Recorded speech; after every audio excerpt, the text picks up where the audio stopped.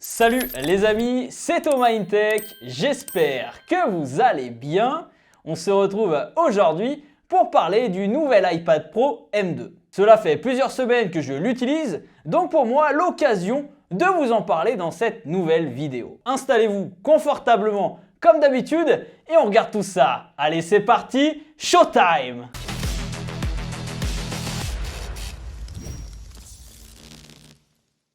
Voici le nouvel iPad Pro 2022, la tablette la plus puissante au monde grâce à sa nouvelle puce M2. Déjà, je pose les bases. Pour certains, ça peut paraître anodin, mais on a une machine de guerre. Ce que j'aime avec l'iPad Pro, c'est qu'on n'a finalement aucune limite. On peut tout faire, tout créer. Notre seule limite, finalement, c'est notre imagination. Alors oui, cette année, Apple n'a pas révolutionné sa tablette haut de gamme, mais l'a seulement mis à jour avec sa nouvelle puce M2, la même qu'on retrouve dans les MacBook Air et MacBook Pro. Concrètement, cela offre un CPU de 8 cœurs dont les performances sont jusqu'à 15% plus rapides et un GPU de 10 cœurs dont les performances graphiques sont 35% plus rapides. Donc des performances exceptionnelles pour une tablette. Pour mon utilisation, j'ai pas noté de changement flagrant par rapport à la version de l'année dernière, c'est-à-dire qu'on peut vraiment tout faire, que ce soit jouer, dessiner, regarder des séries ou encore travailler ou même être en multitâche, la tablette le fait très bien. Je vous vois déjà venir dans les commentaires à me dire mais ça sert à quoi d'avoir une puissance aussi importante dans une tablette? Je suis d'accord, elle est beaucoup trop puissante et cela ne va pas servir à tout le monde,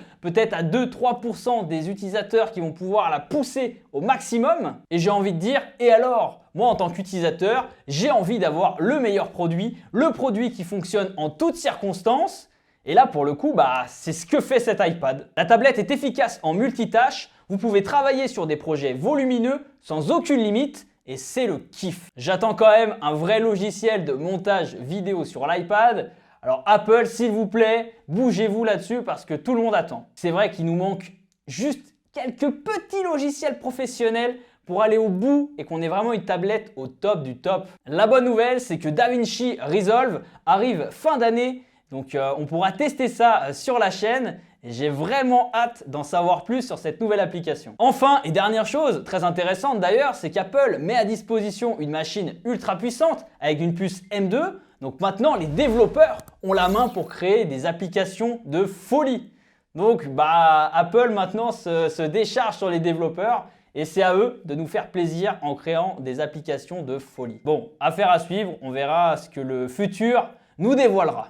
Alors, au niveau du design extérieur, rien ne change, on reste sur un format carré, élégant et moderne. Pas de fantaisie ou d'innovation pour le coup, la coque est toujours en aluminium, solide et légère. Bon, vous remarquerez que j'ai personnalisé la bête avec un skin de chez dbrand et ça lui donne un côté plus fun et perso, j'adore. N'hésitez pas à me dire dans les commentaires ce que vous en pensez. Sinon, l'écran est toujours incroyable, lumineux, ProMotion, P3 ou encore True Tone. Enfin, c'est une dinguerie quoi. Après, pour le modèle 12,9 pouces, vous avez une meilleure luminosité et un écran mini LED, voilà, qui est juste incroyable. J'avais testé sur le modèle de l'année dernière, mais bon, c'est vrai que c'est un peu trop gros pour moi le modèle 12,9 pouces. J'ai envie d'avoir un iPad qui soit léger et transportable facilement, donc c'est pour ça que j'ai pris le modèle 11 pouces. Alors la vraie nouveauté de cet écran, c'est la fonction Hover. Avec l'Apple Pencil, vous pouvez interagir avec l'écran sans le toucher. Oui, c'est pas une blague. En passant la pointe à 12 mm au-dessus de l'écran, celui-ci est détecté par l'iPad et vous permet d'interagir avec lui. C'est une fonction complètement gadget pour mon utilisation personnelle. Je ne suis pas dessinateur ou quoi que ce soit, mais il semblerait que ce soit pertinent justement pour les illustrateurs, illustratrices. Bon, si c'est votre cas, n'hésitez pas à me le dire en commentaire, ça m'intéresse. Les amis, cette vidéo est sponsorisée par la marque Tenorshare France. D'ailleurs, je les remercie. Grâce à eux, ça me permet de développer cette chaîne et de continuer à investir pour vous proposer du contenu de qualité. Alors Tenorshare iBoot, c'est un outil de récupération numéro 1 et le logiciel de réparation du système iOS par excellence. Il peut résoudre jusqu'à 150 problèmes, que ce soit sur iPhone, iPad ou encore Apple TV. De plus, il permet de sortir vos appareils du mode récupération, de réparer des problèmes communs de blocage, mais aussi de downgrader iOS sans perdre les données. Enfin, il est utilisé par des milliers d'utilisateurs dans le monde et vous pouvez le tester gratuitement. Je vous mettrai un lien en description de cette vidéo bien sûr. Bon allez, on reprend la vidéo et cette année, j'ai décidé de coupler mon iPad Pro avec le Magic Keyboard. Alors je dois dire que je suis plus que satisfait de ce clavier. Déjà parce qu'il est de très grande qualité, la frappe elle est bonne, les matériaux utilisés sont très bons. Il fait aussi guise de coque, donc plutôt pratique en déplacement. Quand on l'utilise, l'iPad flotte et c'est peut-être un détail pour certains, mais ça claque, il faut le dire, c'est vrai que ça en jette quoi. Petit bémol, c'est du blanc, donc ça se salit beaucoup plus facilement et c'est souvent que je suis en train de mettre un petit coup de lingette parce que malheureusement ça prend les tâches. En tout cas, l'utilisation de ce Magic Keyboard d'Apple, ça transforme véritablement l'expérience iPad et c'est pour moi un indispensable pour pousser l'expérience au bout du bout. Alors son prix est délirant, comme la plupart des produits Apple, malheureusement il subit l'inflation, donc il augmente encore cette année, mais vous pouvez vous orienter vers le marché de l'occasion, comme j'ai pu faire moi-même d'ailleurs, ou du marché du reconditionné, ça peut être une bonne alternative. Après, vous avez toujours le Logitech Combo Touch, qui est 2 fois moins cher et c'est vraiment un super accessoire. J'en avais fait une vidéo sur la chaîne, je vous la remets juste ici, donc n'hésitez pas à aller la voir si ça peut vous intéresser. J'ai également l'Apple Pencil qui m'aide beaucoup dans la prise de notes, croquis ou encore annotation pour mes recherches de vidéos. Je me suis également essayé au dessin avec l'application Procreate, mais il y a encore énormément de taf et les résultats sont vraiment dégueulasses. Alors on a une machine qui est ultra performante, mais est-ce que l'OS est au niveau? Alors comme chaque année, Apple améliore son iPadOS pour le rendre plus performant, plus ergonomique que jamais. Cette nouvelle version est intéressante avec l'ajout de Stage Manager car vous pouvez faire plusieurs choses à la fois, naviguer plus facilement et rapidement entre les différentes applications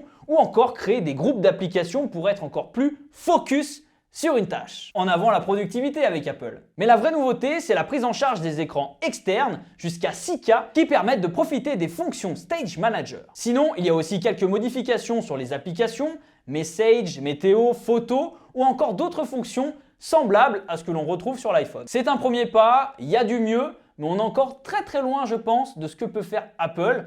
Donc j'attends vraiment des évolutions, que ce soit dans les prochains mois ou les prochaines années. Alors, concernant les capteurs photos de cet iPad, là aussi ça progresse. Dans la pub, ils ont un petit peu craqué en montrant un caméraman utiliser l'iPad pour filmer au cinéma. Oui, on peut filmer au format ProRes, donc ça c'est excellent, mais de là à utiliser un iPad au cinéma, c'est quand même un petit peu abusé Apple là. Alors à l'avant, on a toujours une caméra de 12 mégapixels avec Face ID, mais il est toujours aussi mal placé puisqu'il est sur le côté. Donc dès lors qu'on utilise la tablette en format horizontal, eh bien ça coince, l'iPad se déverrouille pas bien. Quand on est en visioconférence, eh bien pareil, ça ne correspond pas du tout à une webcam classique.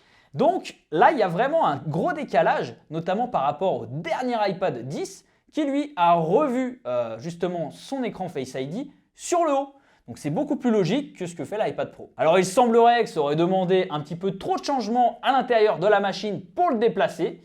Donc c'est pas pour cette année, on verra ça l'année prochaine. Enfin j'espère. À l'arrière, on retrouve 3 capteurs, dont un ultra grand angle, un grand angle et un lidar pour la réalité augmentée. Petit point autonomie, cet iPad ne progresse pas par rapport à l'iPad de l'année dernière. On est sur une grosse journée d'utilisation. Après, tout dépend ce que vous faites bien sûr au quotidien. Si vous faites du montage vidéo, de la retouche photo, eh bien il faudra peut-être le recharger au cours de la journée. Mais dans l'ensemble, je trouve que l'autonomie est quand même plutôt bonne. La connectivité est vraiment intéressante avec une compatibilité Wi-Fi 6E et 5G. Ça va vite, très vite, toujours dans l'idée de satisfaire les pros, que ce soit au bureau ou en déplacement pour du transfert de fichiers.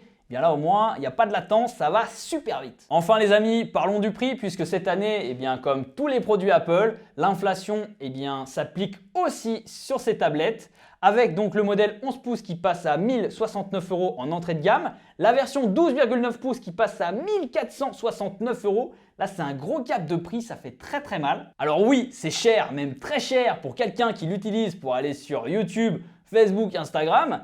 Mais par contre, si vous êtes un professionnel et que vous en servez pour travailler et pour générer du business, eh bien là, forcément, moi je trouve que c'est un produit très intéressant, même avec la hausse des prix. Merci d'avoir regardé cette vidéo, j'espère qu'elle vous aura plu. Si c'est le cas, n'hésitez pas à m'exploser la barre des pouces bleus, je compte sur vous. Également, dites-moi en commentaire ce que vous avez pensé de ce nouvel iPad. Et enfin, si vous n'êtes pas encore abonné à la chaîne, abonnez-vous les amis. On se donne rendez-vous prochainement pour une nouvelle vidéo. Prenez soin de vous et à la prochaine. Allez, salut!